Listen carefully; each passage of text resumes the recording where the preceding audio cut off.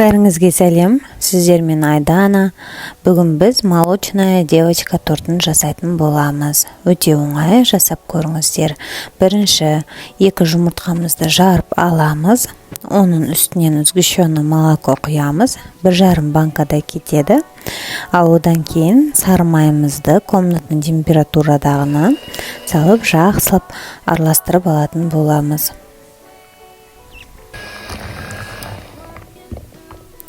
Араластырып болғасын, ұнымызға разрыхителімізді салып, аз-аздан сала отырып, миксерлейтін боламыз.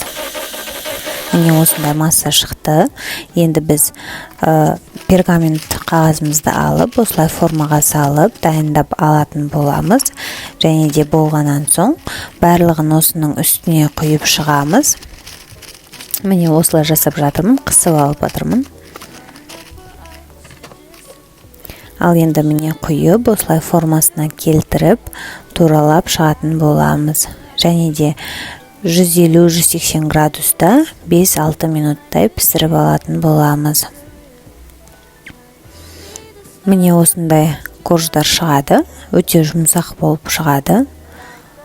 Ал одан кейін біз кремді жасауға кірісеміз. Бірінші 33% сливкиді жақсылап араластырып аламын, осылай көпіргенше.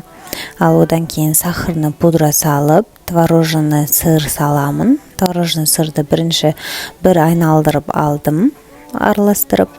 Міне екеуін салып, енді жақсылап қою болғанша айналдыратын боламыз. Міне осындай крем шығады бізде, осындай қою болады. Ал одан кейін қазір біз корждарымызды жинайтын боламыз. Міне осылай астына кішкене ғана жақтымда коржды қойып, кремдерді жағып шығамыз. Осылай кезектестіріп. Міне жағып болдым. Одан кейін үстіне келесі коржымызды қойып, оны да дәл солай осылай жағып шығатын боламыз.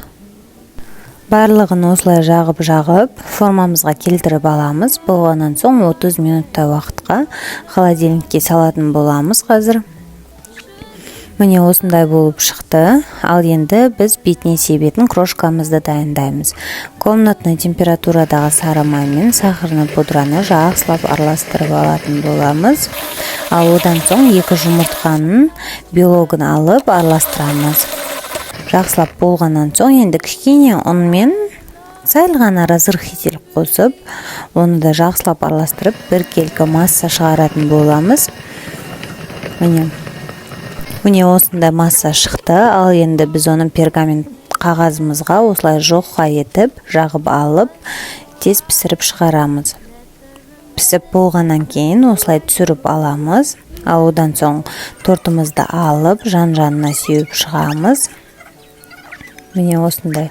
Негізі өте оңай торт. Жасап көріңіздер, өте дәмді болып шығады. Ұнап жатса, лайк басып, подписка жасауды ұмытпаңыздар.